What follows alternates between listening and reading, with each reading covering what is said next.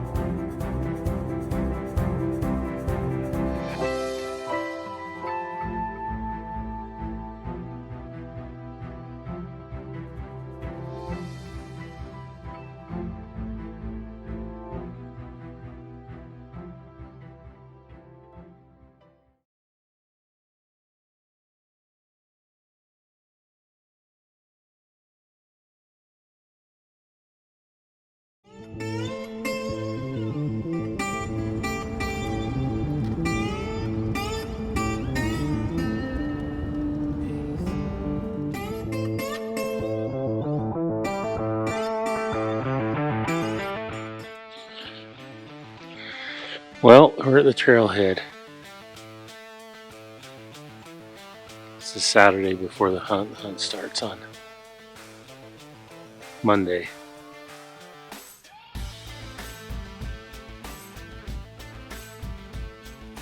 Or there's where the road comes in.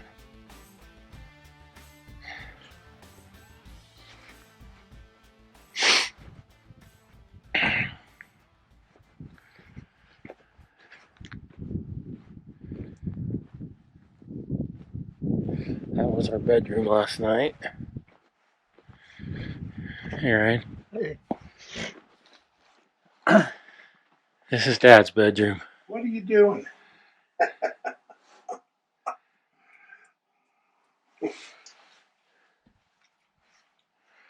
All right.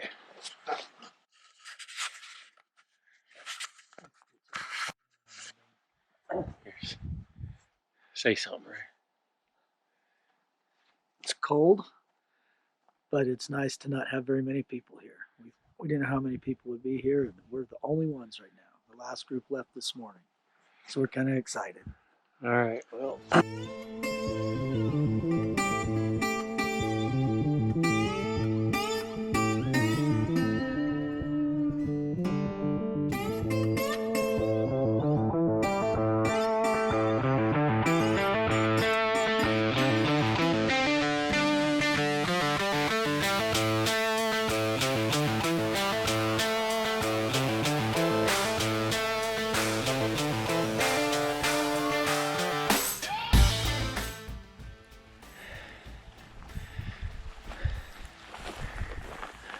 Zach, he let you ride him? He's not sacred anymore. What's not sacred anymore? Dandy. Oh. Heck yeah.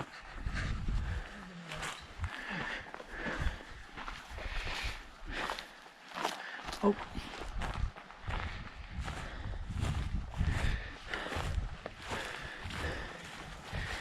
Show us how that works, Dad. This 6-man tent with Dad in it, it's a 3.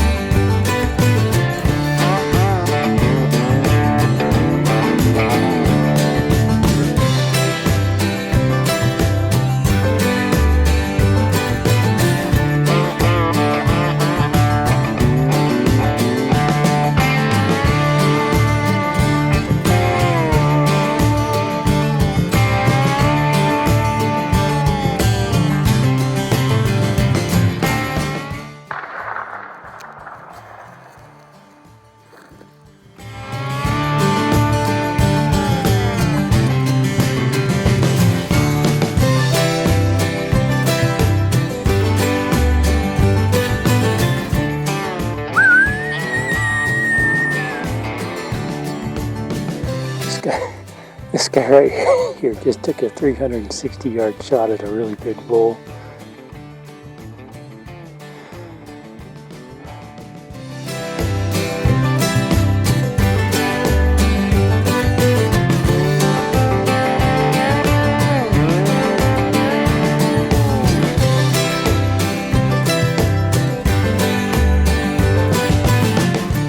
See the binoculars, it look like there might be something right there. We're at this park. Anyway, shot him right there in the center of the screen. That was damn good, son. Who gets all the credit except for shooting?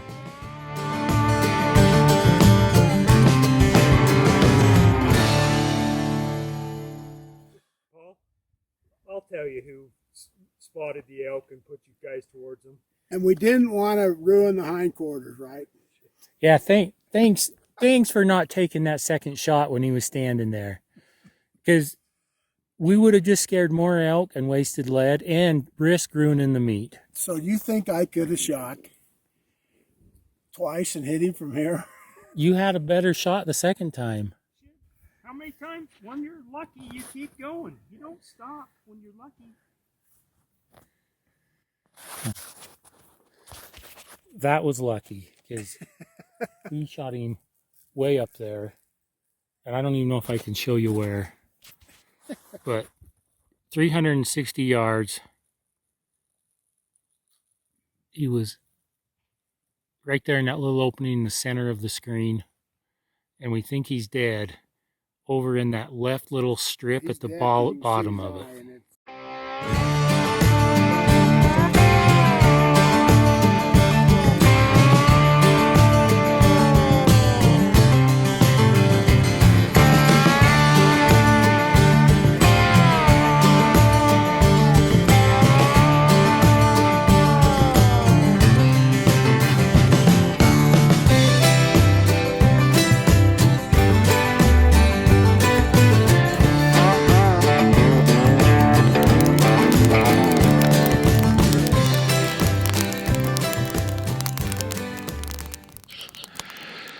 Well, this will be one of the last times we see camp. Oh, there's Steve. He's testing out that nice 200-pound capacity toilet Ryan brought. Here's Dad's wonderful sleeping accommodations. He made that 5-man tent turn into a 3-man with that cot.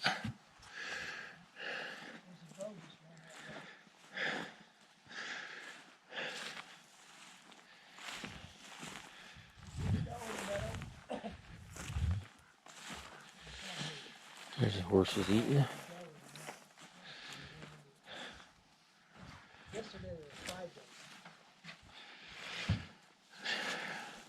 And here's a big pile of stuff we found. Oh, we're getting ready to figure out what we're going to eat so we can go get out of here. Hey. There's the killer.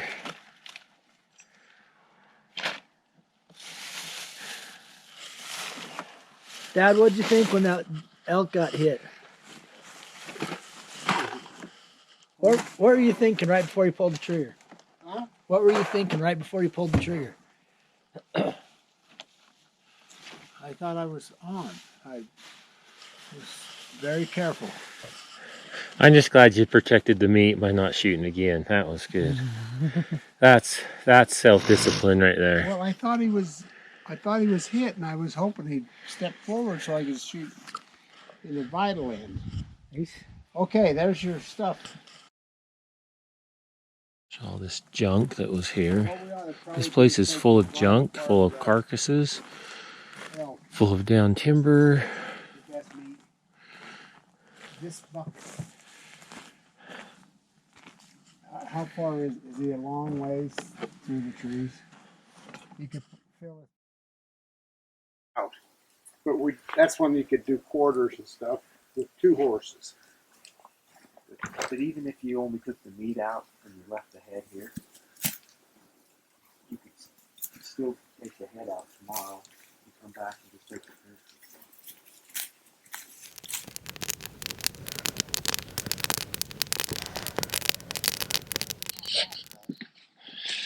There's a couple does and fawns down here. I don't know if you can see them.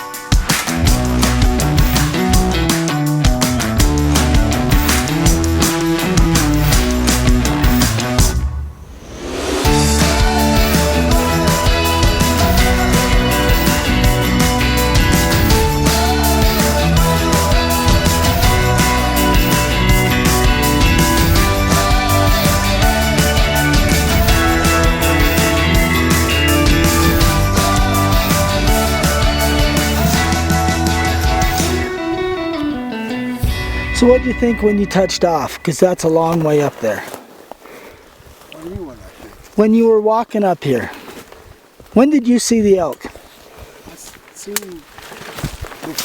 he come through there, and then he went back around, and we lost him, and then he come. Then the cows come back, and then he come back, and he was facing Paul and I. And Paul says, you got to get up the hill farther. And then when I got up the hill farther, he turned sideways. And when he turned sideways, Paul's got me so paranoid about safety, I pulled the trigger, and I still had the second safety on. I'm okay with that. Huh? I'm okay with that. So then I took that off, and I said, I just thought, you gotta hold still. And then I thought, you're shooting uphill. And maybe the numbers he give me, I need to hold high on the elk, not on him. So I held just a little bit high, because I know it was that. And I, before seemed like there was a little period before the smoke, and it looked like he was hit to me. But then there was smoke and I couldn't see nothing. And he moved forward a few steps and all I could see was his hind end. And I thought, well, I don't want to shoot in his hind end. I want to save the meat so we could pack it out. I wasn't worried about meat, I was worried about vital shot. I think he's an 8 to 9 year old bull, and he's in decline because his 6 points and so forth. But the mass that he has, his brow tines are well over 20 inches. He's heavy. He's a good bull. The guy said they don't start declining around here till 12. He told me 8 to 9. That's why I got the number. Well, he probably is, because this was